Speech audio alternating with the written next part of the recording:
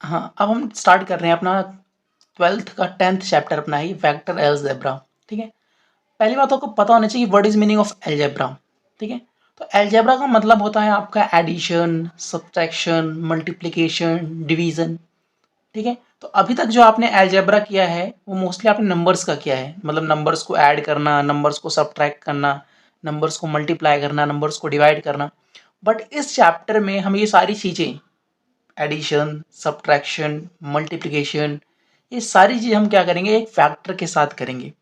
ठीक है, अब आप बोलोगे सर ने डिवीजन तो बोला नहीं, तो मैंने डिवीजन इसलिए नहीं बोला क्योंकि फैक्टर्स का जो है वो डिवीजन नहीं होता। समझ में आया?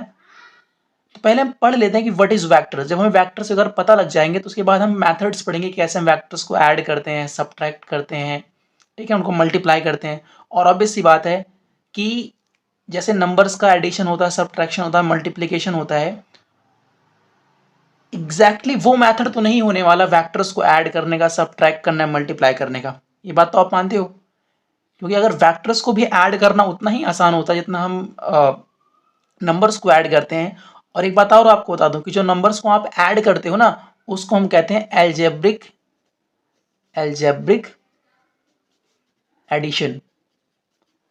नंबर्स को जो आप मल्टीप्लाई करते हो उसको कहते हैं एल्जेब्रिक मल्टीप्लिकेशन, एल्जेब्रिक मल्टीप्लिकेशन। और जो नंबर्स को आप सब्ट्रैक्ट करते हो उसको कहते हैं एल्जेब्रिक एल्जेब्रिक सब्ट्रैक्शन। लेकिन जैसा आपको पता है कि algebraic addition, algebraic multiplication, algebraic subtraction जो है बहुत आसान होता है, जो अभी तक आप पढ़ते आए हो। जैसे 2+3 अगर मैं करूं तो हर किसी को पता है 2+3 5 हो जाएगा, तो कुछ हमें एक्स्ट्रा दिमाग नहीं लगाना पड़ा, हमने बस नॉर्मल अपने तरीके से ऐड कर दिया। तो इस तरह से जो एडिशंस होते हैं, इस तरह की जो मल्टीप्लिकेशंस होती हैं, या इस तरह के जो सब्ट्रैक्शंस होते हैं, उसको हम कहते हैं algebraic addition, subtraction, multiplication. But अब हम पढ़ने जा रहे हैं इस चैप्टर में वेक्टर्स अलजेब्रा के बारे में। तो पहले हम वेक्टर्स के बारे में पढ़ लेते हैं। ठीक है, तो सबसे पहले आपको डेफिनेशन लिखनी है वेक्टर्स की। तो वेक्टर, पहले आप वेक्टर की डेफिनेशन लिखो, जो मैं आपको लिखवा रहा हूं, जो बुक के अंदर आपके लिखी हुई है। A quantity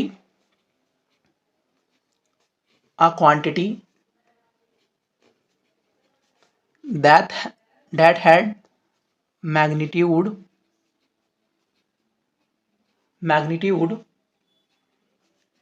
as well as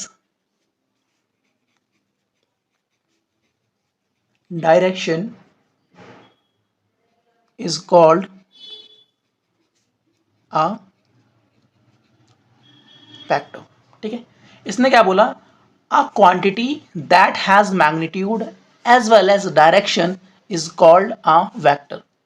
example के लिए, आपके कमरे में एक वॉल होगी, ठीक है, आप क्या करो, उस कमरे की एक वॉल लो और उस पर जाके बहुत तेज से फोर्स लगाओ, मतलब बहुत तेज से उसको धक्का मारो या फोर्स लगाओ इसके ऊपर। तो आप मुझे बताओ, जो आप उस वॉल पे फोर्स लगा रहे हो, तो किसी ना किसी डायरेक्शन में आप फोर्स लगा रहे होगे। तो इसका मतलब फोर्स के पास डायरेक्शन है, फोर्स के पास डायरेक्शन है। अब फोर्स के मैग्नीट्यूड की बात करते हैं। जैसे आपको पता है कि लेंथ को हम मीटर में मेजर करते हैं, ठीक है, वेट को हम किलोग्राम में मेजर करते हैं, तो इसी तरह से फोर्स को हम न्यूटन में मेजर करते हैं। तो मान लो आपने बोला, मैंने बोला आपको कि आपने कमरे की एक दीवार पे जाके बहुत तेजी से फोर्स लगाओ, और आप अपने कमरे की वॉल पे 10 न्यूटन का फोर्स लगा रहे थे, 10 न्यूटन का फोर्स लगा रहे थे। तो देख रहे हो, एक बात तो, आप जिस वॉल पे फोर्स लगा रहे हो उसकी कोई ना कोई डायरेक्शन है, उत्तर दक्षिण पूर्व पश्चिम, कुछ ना कुछ डायरेक्शन तो आप फोर्स लगा रहे होगे। और ऊपर से आप 10 न्यूटन का फोर्स लगा रहे हो, मतलब आपने मैग्नीट्यूड बता दिया, मैग्नीट्यूड कि मैं इतने मैग्नीट्यूड का फोर्स लगा रहा हूं। तो इसका मतलब क्या हो गया कि फोर्स आपका जो हो गया वो एक वेक्टर क्वांटिटी हो गया, क्योंकि इसके पास मैग्नीट्यूड भी है और इसके पास डायरेक्शन भी है। ठीक है, तो ऐसे हमारे पास बहुत सारे हमारे पास फिजिकल क्वांटिटीज होती हैं जिनके पास फोर्स और डायरेक्शन दोनों ही होता है, तो उन फिजिकल क्वांटिटीज को हम कहते हैं वेक्टर। लेकिन अब आपके मन में एक क्वेश्चन आ रहा होगा, अगर मैं आपसे एक और बात पूछूं, इलेक्ट्रिक करंट होता है अपने घर में, भाई कमरे के अंदर आपके एक वायर होगी इलेक्ट्रिक करंट की, उसके अंदर से इलेक्ट्रिक पास हो रही होगी, इलेक्ट्रिसिटी पास हो रही होगी। जैसे मान लो मैं ये बनाऊँ कमरे की, आपके कमरे के अंदर ये एक वायर है, ये वायर है, आपके कमरे के अंदर से वायर के अंदर से मान लो इलेक्ट्रिसिटी पास हो रही है, तो इलेक्ट्रिसिटी की कोई ना कोई डायरेक्शन है, कोई ना कोई डायरेक्शन है, इसके पास डायरेक्शन है। और मैं बोलूं कि आपके कमरे के जो वायर लगी हुई है इसके अंदर से 2 एम्पियर का करंट बह रहा है। भाई कमरे के अंदर आपके जो वायर है उसके अंदर से इलेक्ट्रिसिटी किसी ना किसी डायरेक्शन में तो फ्लो हो रही होगी ना, तो डायरेक्शन हो गया आपके पास। और मैं कह रहा हूं कि आपके कमरे मतलब जो वायर आपके है उस वायर में से 2 एम्पियर का करंट फ्लो हो रहा है, तो मैग्नीट्यूड में मैंने आपको बता दिया कि 2 एम्पियर का करंट बह रहा है। तो इसके पास तो डायरेक्शन भी है, इसके पास मैग्नीट्यूड भी है। तो क्या इलेक्ट्रिसिटी या करंट आपका एक वेक्टर क्वांटिटी है? तो नहीं है। तो इसका मतलब ये डेफिनेशन जो आपको दी गई है ये कहीं ना कहीं इनकम्प्लीट है। A quantity that has magnitude as well as direction is called a vector quantity। इसमें एक और बात याद ऐड करनी चाहिए कि वो फिजिकल क्वांटिटी जो लॉ ऑफ वेक्टर एडिशन को भी फुलफिल करे, क्योंकि वेक्टर्स को ऐड करने का अपना एक अलग तरीका होता है। तो उस अलग तरीके को जो फिजिकल क्वांटिटी फुलफिल करेगी, उस अलग वेक्टर्स को ऐड करने के लिए जो अलग तरीका होता है, तो जो क्वांटिटी उस वेक्टर के अलग एडिशन वाले तरीकों को फॉलो करेगी उसको हम कहेंगे कि वो एक वेक्टर क्वांटिटी है।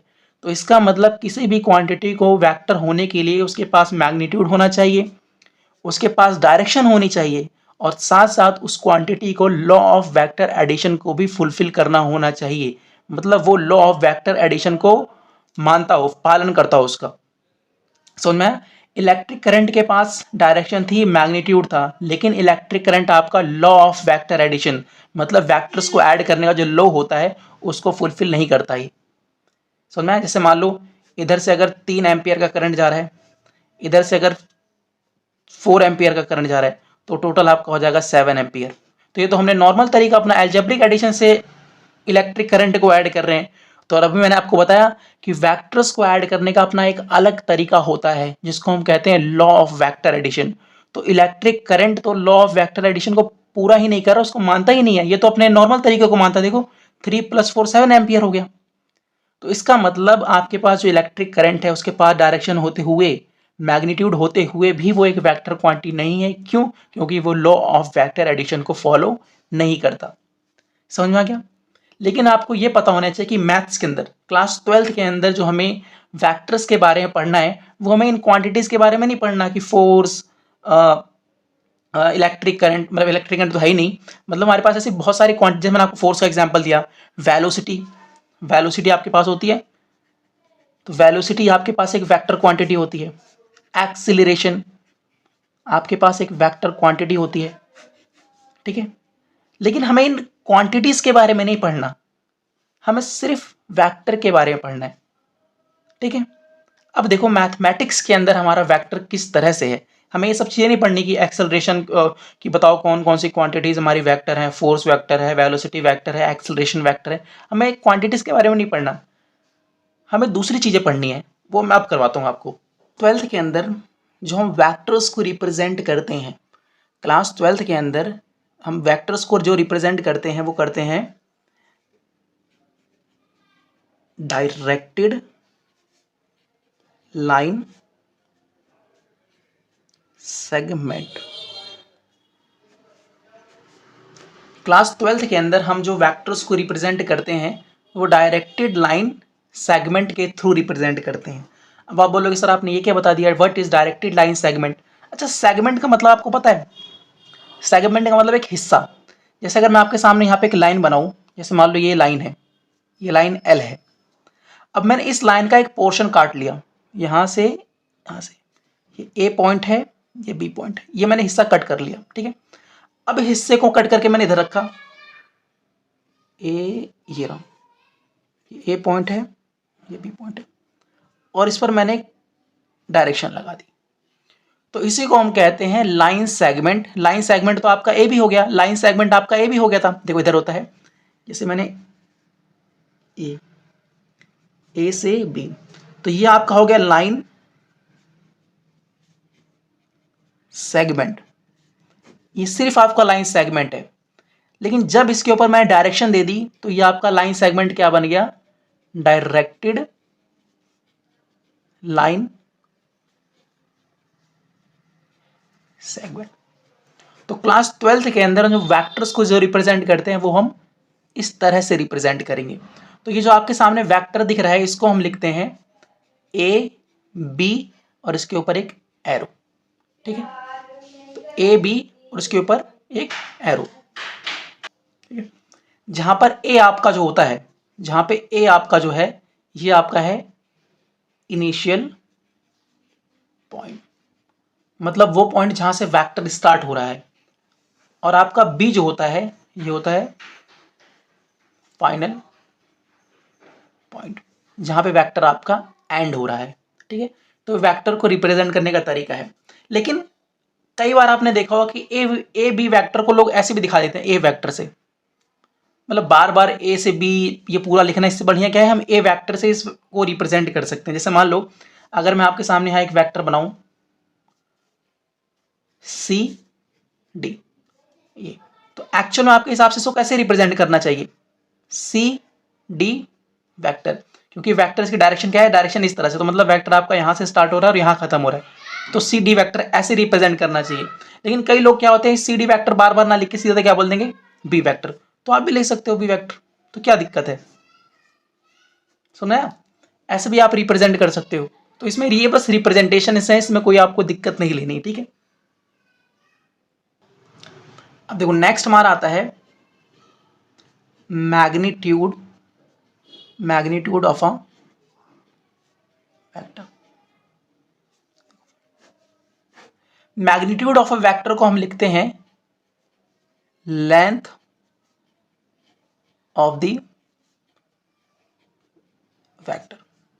मतलब अगर किसी वेक्टर का आप मैग्नीट्यूड निकाल रहे हो तो इसका मतलब क्या है कि आप उस वेक्टर का लेंथ निकाल रहे हो, ठीक है। तो जैसे मान लो इसी वेक्टर को हम लेते हैं कि हमारे पास था ए बी वेक्टर, ये क्या था हमारे पास इज अ वेक्टर, ये हमारे पास क्या है, हमारे पास एक वेक्टर है।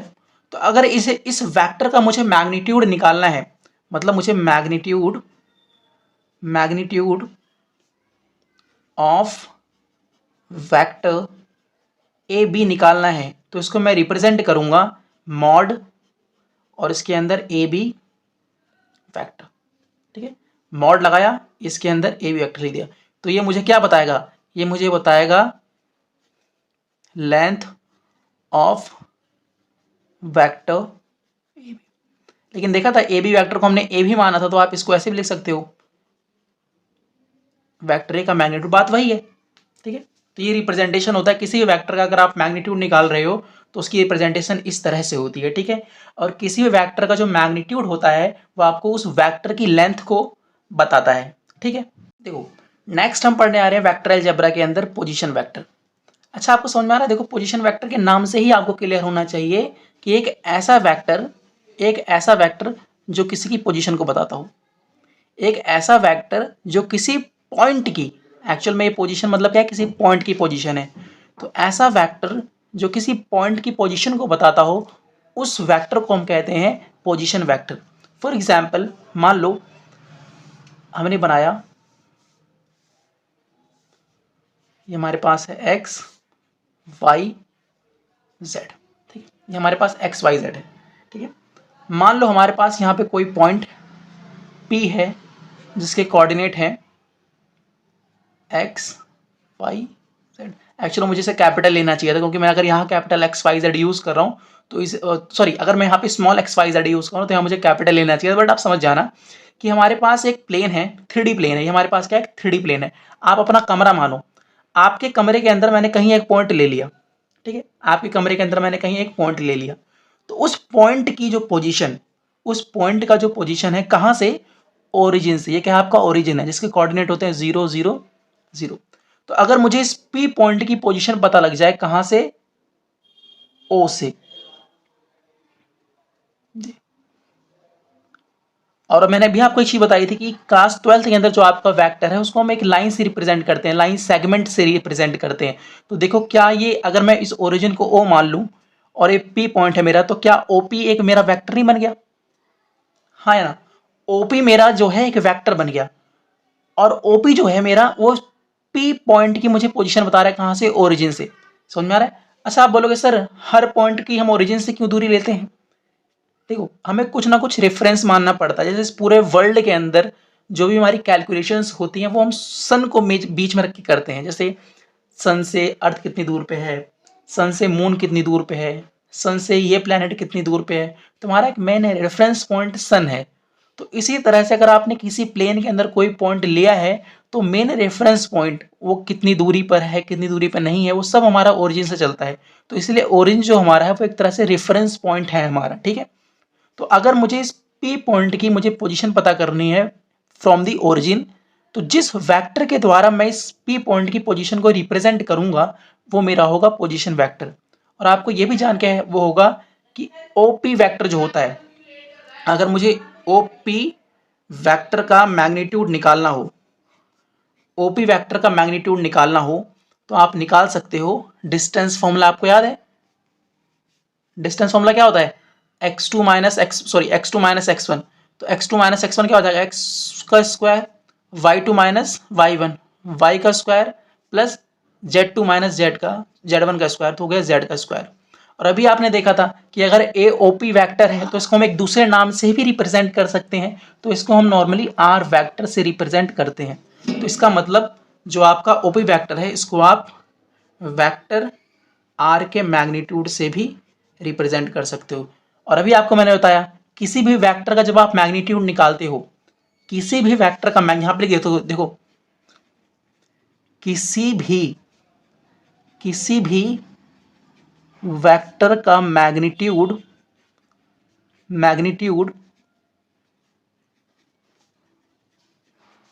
उस वेक्टर की लेंथ को बताता है, लेंथ को बताता है। ये इंपॉर्टेंट बात है, इंपॉर्टेंट बात है ये। अब मुझे क्या करना था, मुझे इसकी पोजीशन को पता करना था कि ये ओरिजिन से कितनी दूरी पर है, ओरिजिन से कितनी दूरी पे है। तो मैंने सोचा क्यों ना मैं एक वेक्टर बना दूं ओरिजिन से पी तक। भाई मुझे पी पॉइंट की मुझे दूरी पता करनी थी ओरिजिन से, तो मैंने बोला कि क्यों ना मैं ओरिजिन से एक वेक्टर पी तक बना दूं, और जो वेक्टर मेरा बनेगा उसका मैं क्या निकाल लूं, उसका मैग्नीट्यूड मैं निकाल लूं। तो किसी जो मेरा ओ पी से जो मेरा ओ पॉइंट से जो पी पॉइंट तक वेक्टर जाएगा, अगर उसका मैं मैग्नीट्यूड निकाल लूंगा तो मुझे उस वेक्टर की लेंथ पता लग जाएगी। तो मेरा वेक्टर की लेंथ भी निकल गई और मेरा ओरिजिन से इस पॉइंट की दूरी भी निकल गई। तो देखा हमने कितने स्मार्टली वर्क किया। हमें ओरिजिन से पी पॉइंट निकालना था, कितनी दूर पे है भाई ये, ओरिजिन से कितनी दूरी पे है। तो हमने क्यों ना बोला यार वेक्टर बनाते हैं, वेक्टर का मैग्नीट्यूड निकालते हैं, तो हमारा वेक्टर की लेंथ पता लग जाएगी, और जितनी वेक्टर की लेंथ होगी वही इस पॉइंट ओरिजिन से इस पॉइंट की दूरी भी होगी। तो हमने एक तीर से दो शिकार करे यहाँ पे, वेक्टर भी बना लिया और वेक्टर के मैग्नीट्यूड जो आया उससे वेक्टर की लेंथ भी पता लग गई, और वही जो वेक्टर की लेंथ आएगी वही आपकी ओरिजिन से इस पॉइंट पी की दूरी भी हो जाएगी। समझ में आया? नेक्स्ट हम स्टार्ट करते हैं टाइप्स ऑफ वेक्टर। ठीक है, तो टाइप्स ऑफ वेक्टर के अंदर जो हम पहला वेक्टर पढ़ते हैं वो पढ़ लेते हैं, पहला वेक्टर पढ़ लेते हैं। अच्छा ये जरूरी नहीं कि नंबरिंग आप ऐसे लिखो, ठीक है, मैं नंबरिंग जो मर्जी वो लिख लो, बट मैं बता रहा हूँ कि स्टार्टिंग से को इनिशियल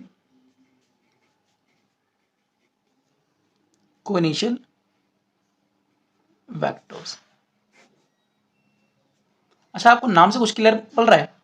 को इनिशियल वेक्टर्स, तो दो या दो से ज्यादा वेक्टर्स जो एक ही पॉइंट से स्टार्ट होते हैं, मतलब उनका इनिशियल पॉइंट एक ही हो, ऐसे वेक्टर्स को हम बोलते हैं को इनिशियल वेक्टर्स। तो डेफिनेशन में आप लिख लेना, two or more vectors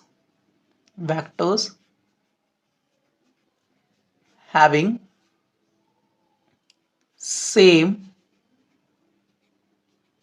initial point are called co-initial vectors। For example देखो मैं यहाँ डायग्राम बना के दिखा रहा हूँ। जैसे मान लो ये मेरा कॉमन पॉइंट है, यहाँ से एक वेक्टर इधर निकल गया, एक वेक्टर ये रहा, एक वेक्टर ये रहा, ठीक है, एक वेक्टर ये रहा, ठीक है। अब देखो इस मान लो ये मेरा ए वेक्टर है, ये मेरा बी वेक्टर है, ये मेरा सी वेक्टर है, ये मेरा डी वेक्टर है। तो इन सभी वेक्टर्स का जो इनिशियल पॉइंट है, मतलब जहाँ से ये ऑरिजिनेट हो रहे हैं वो सेम है।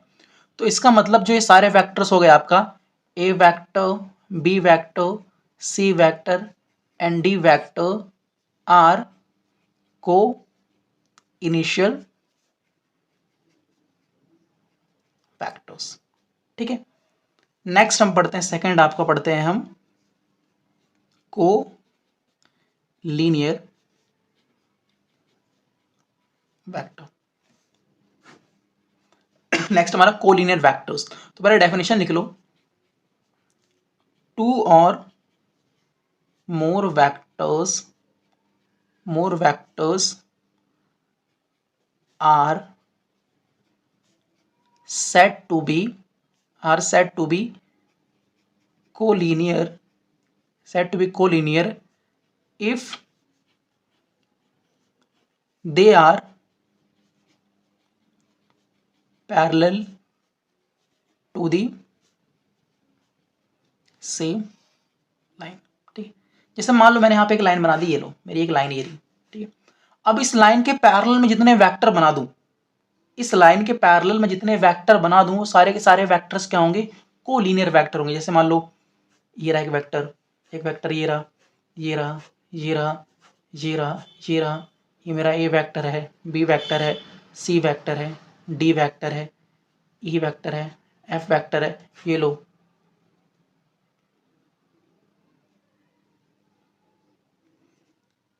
जी वेक्टर है। देख लो ये सारे के सारे वेक्टर जो बने हैं वो आपके इस लाइन के क्या है, पैरेलल हैं।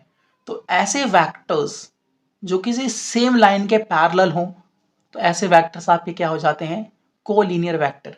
अच्छा इसमें एक बात और याद रखना, कोलिनियर वेक्टर में इस बात का फर्क नहीं पड़ता उनकी मैग्नीट्यूड और उनका डायरेक्शन क्या है। सुनना है, जैसे मान लो अगर मैं ये बनाऊं, ये लो, अब इसकी डायरेक्शन अपोजिट है, ये लो ये ऐसे बना दिया मैंने जी, ये एच वेक्टर ले लो। अब ये तो इन सभी वेक्टर्स से अपोजिट डायरेक्शन में है, तो ये फर्क नहीं पड़ता कि उनकी मैग्नीट्यूड, अब देखो इसका मैग्नीट्यूड ज्यादा है, इसका मैग्नीट्यूड कम है, ये तो उससे भी कम है। तो कोलिनियर वेक्टर के अंदर बस आपके वेक्टर्स एक सेम लाइन के पैरेलल होने चाहिए, फर्क नहीं पड़ता कि उनकी डायरेक्शन क्या है और उनका मैग्नीट्यूड क्या है। समझ में आया? क्योंकि कहीं ना कहीं अब जैसे मैंने आपको ये बनाया, एक वेक्टर मैंने यहाँ बनाया और एक वेक्टर मैंने यहाँ बनाया, ये ए वेक्टर है मेरा, ये बी वेक्टर है। तो वेक्टर्स की लेंथ को देख के ही पता लग जाता है ना कि इसका मैग्नीट्यूड ज्यादा है, किसका मैग्नीट्यूड कम है। अब इसकी लंबाई ज्यादा है, इसका मतलब मैग्नीट्यूड इसका ज्यादा, इसकी लंबाई कम है, इसका मैग्नीट्यूड कम, ठीक है। ये वेक्टर आपका इस डायरेक्शन में, ये लो ये बी वेक्टर आपका डायरेक्शन अपोजिट हो गई। समझ आ रहे हैं? तो कोलिनियर वेक्टर में फर्क नहीं पड़ता कि आपके वेक्टर्स की मैग्नीट्यूड क्या है और आपके वेक्टर्स किस डायरेक्शन में जा रहे हैं, बस वो सारे के सारे वेक्टर्स आपके एक सेम लाइन के पैरेलल हों तो ऐसे वेक्टर्स को हम बोलते हैं कोलिनियर वेक्टर्स, ठीक है। अब जो नेक्स्ट टाइप का हमारा वेक्टर आता है वो हमारा आता है आपका इक्वल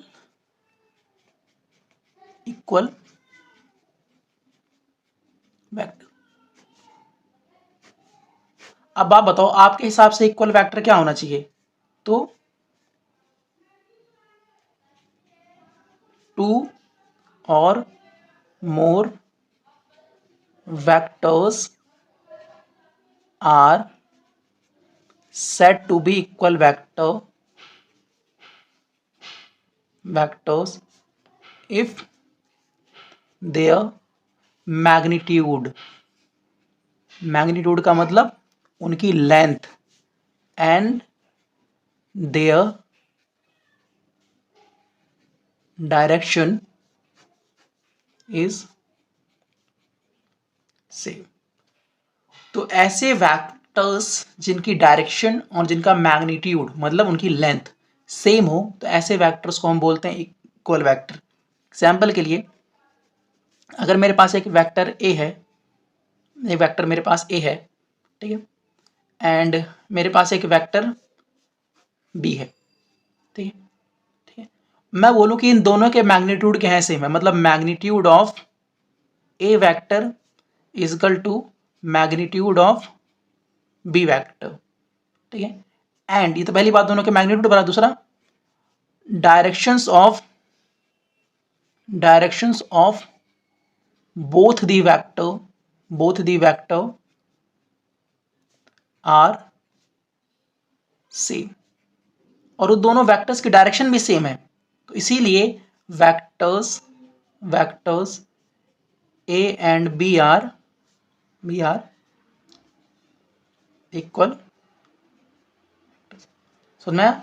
तो दो वेक्टर्स या दो से ज्यादा वेक्टर्स को आप इक्वल वेक्टर तब कहोगे अगर उनकी डायरेक्शंस एंड देयर मैग्नीट्यूड, मतलब उनकी लेंथ सेम हो। ठीक है, नेक्स्ट हमारे पास आता है negative of a vector. Next हमारे पास क्या आता है, नेगेटिव ऑफ वेक्टर, किसी एक वेक्टर का नेगेटिव।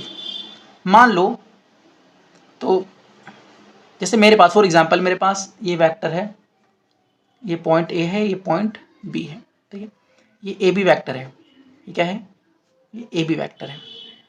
अब मैंने क्या किया, मैंने बस इसकी डायरेक्शन को चेंज कर दिया। अब मैंने जो नेक्स्ट वेक्टर लिया, ये पॉइंट ए और बी ठीक है, लेकिन इस बार मैंने डायरेक्शन अपोजिट कर दिया, तो अब ये बन गया आपका बी ए वेक्टर, क्योंकि पहला वो पॉइंट लिखा जाता है वेक्टर के अंदर जहां से आपका वेक्टर स्टार्ट हो रहा हो। इसके अंदर डायरेक्शन ये थी, तो ऑब्वियस सी बात है आपका वेक्टर ए से स्टार्ट हुआ होगा, तो ए बी वेक्टर हो गया। इसमें क्या है, आपका डायरेक्शन इस तरफ है, तो इसका मतलब बी पॉइंट से आपका वेक्टर स्टार्ट हुआ होगा, तो इसका मतलब बी से ए हो गया, बी वेक्टर हो गया। ठीक है, इन दोनों की मैग्नीट्यूड सेम है, मतलब magnitude of A vector and magnitude of B A vector are same, मतलब मैग्नीट्यूड का मतलब दोनों की लेंथ जो है वो सेम है, दोनों वेक्टर्स की लेंथ जो है वो सेम है, but their directions are opposite. तो इसका मतलब हम कह सकते हैं कि ए बी वेक्टर जो है वो इक्वल टू है बी ए वेक्टर की, बस इनकी डायरेक्शंस क्या है, अपोजिट है, इनकी डायरेक्शंस क्या है, अपोजिट है। तो इनको ऐसे रिप्रेजेंट करा जाता है। समझ में? मतलब वेक्टर ए और वेक्टर ए बी और वेक्टर बी ए बराबर तो हैं, लेकिन नेगेटिव डायरेक्शन में बराबर है। तो ये हमारा हो गया। देखिए, नेक्स्ट टॉपिक जो मेरा है वो आपका यूनिट वेक्टर का है।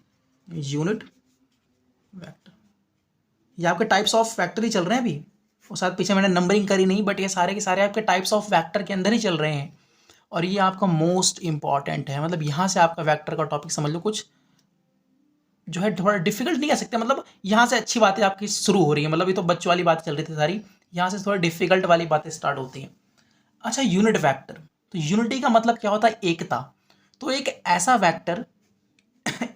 वेक्टर जिसकी लेंथ यूनिट मतलब 1 हो, तो a vector is said to be unit vector if its magnitude is 1। Very very important. ठीक है, एक वेक्टर को आप यूनिट वेक्टर तभी कहोगे अगर उसका मैग्नीट्यूड जो है 1 है। समझ में आया? और आपको जान के ये हैरानी होगी कि अगर मैं आपको कोई वेक्टर दूं, समझ में आया? जैसे मान लो मेरे पास लेट्स एग्जांपल है, लेट्स से वी हैव अ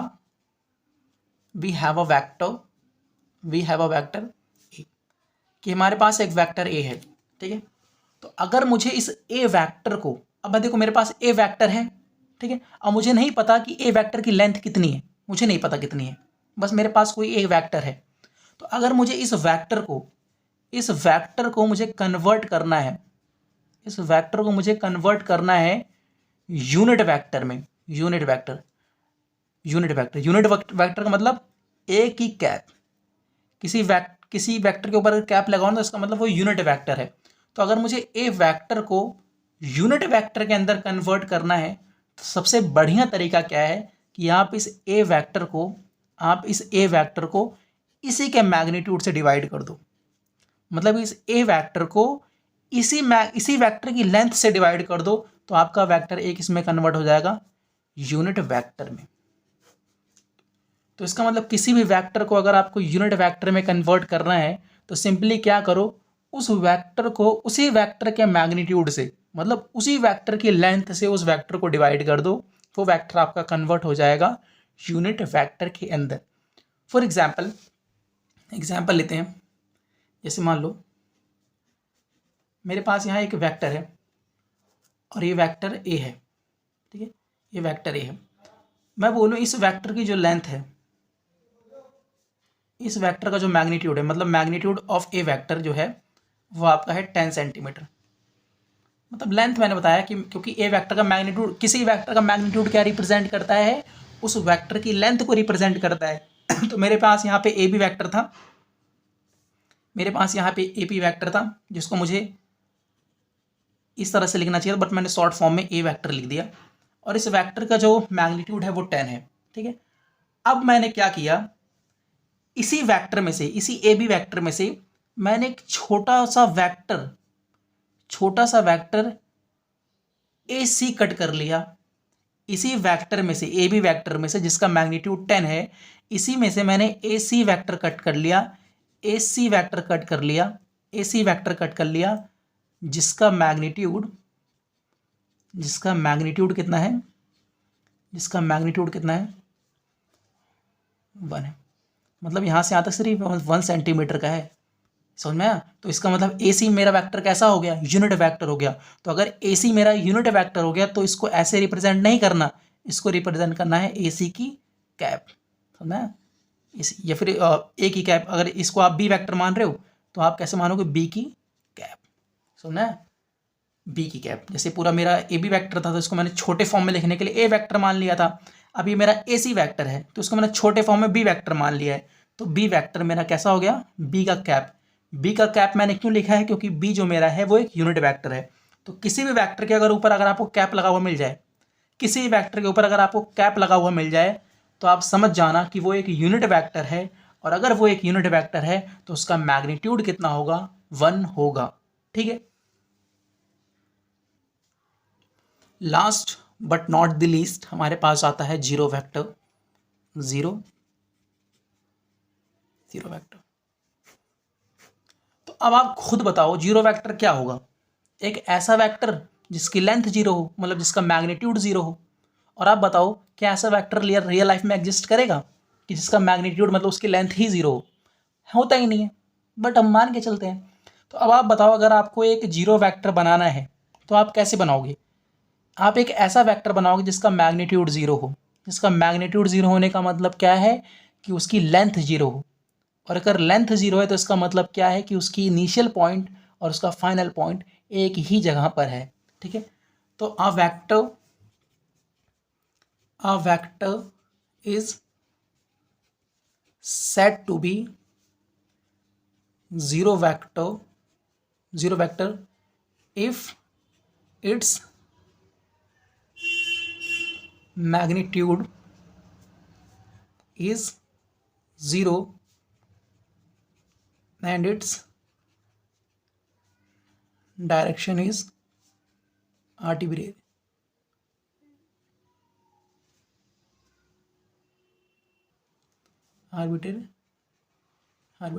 ठीक है। तो एक ऐसा, मतलब मेरी इस पे ध्यान दो, एक a vector is said to be zero vector if its magnitude is 0।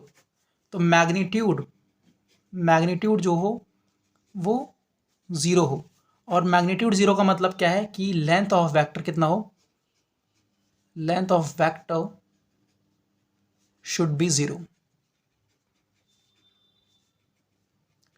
और अगर लेंथ 0 हो इसका मतलब क्या है कि उसका initial point and final point is same, ठीक है। तो अगर जैसे मान लो मेरे पास ए बी वेक्टर है, ये वेक्टर ए है, ये वेक्टर बी है, ए बी वेक्टर ऐसा है, और इसको मैंने रिप्रेजेंट कर दिया ए वेक्टर से, ठीक है। तो अगर मैं क्या करूँ, इस बी पॉइंट को भी यहीं लाऊं, मतलब इसको एकदम क्या कंप्रेस करके यहाँ पे ले आऊँ। तो अगर मैं इसको ऐसे कर दूँ कि ये पॉइंट को सरकाते मैं ले आऊँ यहीं पे ले आऊँ उस पॉइंट को भी, तो इसका जो है वो मैग्नीट्यूड, लेंथ कितनी हो गई, लेंथ 0 हो गई। तो इसका मतलब किसी वेक्टर को अगर आपको जीरो वेक्टर करना है तो अभी जो मेरा ए बी वेक्टर था, क्यों था? क्योंकि मेरा ए पॉइंट यहाँ था, बी पॉइंट यहाँ था। अब मेरा बी पॉइंट भी ए पे ही आ गया, मतलब मेरा B point is now at point A, इस पॉइंट ए, कि बी पॉइंट जो था वो ए पॉइंट पे आ गया, तो बी की जगह क्या आ जाएगा? ए आ जाएगा, तो ये हो गया। ठीक है, तो ये आपका जीरो वेक्टर हो गया। तो इसका मतलब जैसे अगर आपके सामने बी ये लिखा हो, तो इसका मतलब इनिशियल पॉइंट भी हुई है, फाइनल पॉइंट भी हुई है, तो जीरो वेक्टर हो गया। सॉरी, ये जीरो वेक्टर हो गया।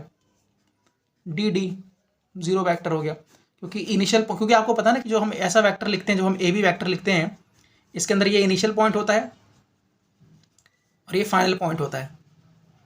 तो अगर आपके इनिशियल पॉइंट और फाइनल पॉइंट बराबर हो जाए तो मतलब आप एक ही जगह पे वेक्टर है, उसकी लेंथ जीरो है, तो इसलिए ना डी मतलब इसका मतलब जीरो, क्योंकि इनिशियल पॉइंट भी वही है, फाइनल पॉइंट भी वही है। तो अगर इनिशियल पॉइंट भी वही है, फाइनल पॉइंट भी वही है, तो लेंथ जीरो है, और लेंथ जीरो का मतलब मैग्नीट्यूड जीरो, और मैग्नीट्यूड का मतलब जीरो, इसका मतलब जीरो वेक्टर। जैसे यहाँ पे देख लो बी मतलब इनिशियल पॉइंट भी बी है और फाइनल पॉइंट भी बी है। तो अगर इनिशियल पॉइंट भी वही है, फाइनल पॉइंट भी वही है, तो लेंथ जीरो, और लेंथ अगर जीरो तो मैग्नीट्यूड जीरो, और मैग्नीट्यूड जीरो तो वो जीरो वेक्टर। ठीक है,